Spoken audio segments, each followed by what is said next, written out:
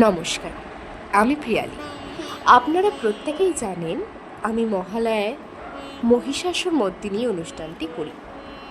আর আপনাদের মধ্যে অনেকেই আমাকে জিজ্ঞাসা করেছেন যে এই অনুষ্ঠানটি করার আমি কেন করি এই অনুষ্ঠানটা করার পেছনে কী গল্প রয়েছে, বা কেমন করে এই অনুষ্ঠানটা আমি করি, আমি কারো সাহায্য নেই কিনা, এইসব অনেক প্রশ্ন আমার কাছে আসে।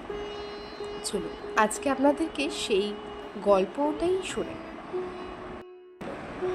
আমি নিজে মহিষাসুরমর্দিনী এই মহালয়াটা লিখব এবং লিখে আমার যে পাড়ার বাচ্চারা আছে তাদেরকে দিয়ে আমি এই অনুষ্ঠানটি করাবো। এই অনুষ্ঠানটি প্রায় অনেক বছর ধরে আমার মাথায় ঘুরছে যে এটা আমি করব, আমি লিখব। আমি অল্প করে কখনো আমি আমার বাড়িতে প্র্যাকটিস করাতাম। প্রথমবার আমি এই রিহার্সেলটা করিয়ে বাচ্চাদেরকে বাড়িতেই প্র্যাকটিস করাতাম। তারপরে আস্তে আস্তে পাড়ার লোক জানতে পারলো, পাড়ার লোক বললো আমাদের মোড়ে 4 নম্বর ওয়ার্ডে নেতাজি কলোনিতেই অনুষ্ঠানটা করানো হোক। তারপরে এই অনুষ্ঠানটি আস্তে আস্তে 10 জন থেকে 20 জন, 20 জন থেকে 30 জন, এভাবে আস্তে আস্তে চলতে থাকলো। এরপর অনুষ্ঠানটা দিন দিন বড় হতে থাকলো। এখন এই অনুষ্ঠানটি করার আগে আমি যতটা এক্সাইটেড থাকি তার থেকেও বেশি এক্সাইটেড থাকে আমার বাচ্চারা। 4 নম্বর ওয়ার্ডের যত বাচ্চা আছে, মহালয়া আসার আগেই প্রায় 1 মাস আগে থেকে ওদের মধ্যে একটা এক্সাইটমেন্ট কাজ করে যে তুমি কি এই বছর মহালয়াটা আমাদের রিহার্সেল করাবে না, এবছর কি মহালয়া হবে না।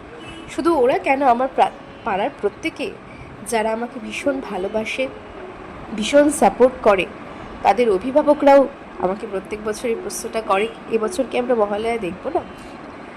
তাই এভাবে আস্তে আস্তে সবার সাপোর্ট এবং ভালোবাসা নিয়ে এই অনুষ্ঠানটা করা হয় প্রত্যেক বছর। এই অনুষ্ঠানটা মূলত আমি একা তো এসব করতে পারবো না, তো রিহার্সেল, যাবতীয় স্ক্রিপ্ট লেখা, মহালয়ার যে তোমরা আওয়াজগুলো শুনতে পাও, গলার আওয়াজগুলো শুনতে পাও, সেগুলো আমি এবং আমার একটা ভাই রয়েছে যার নাম দীপ সূত্রধর।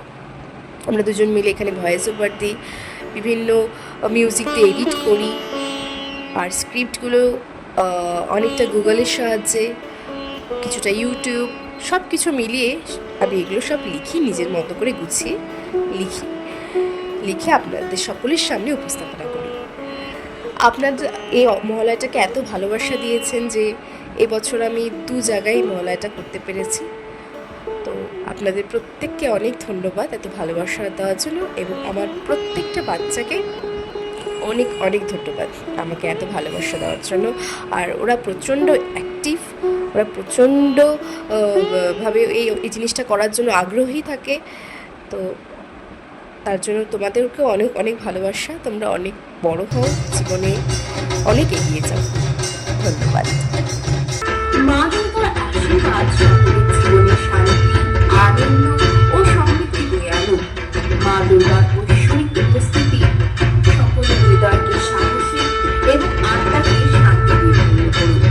ধন্যবাদ আনতে প্রিয়ালি সূত্রধর।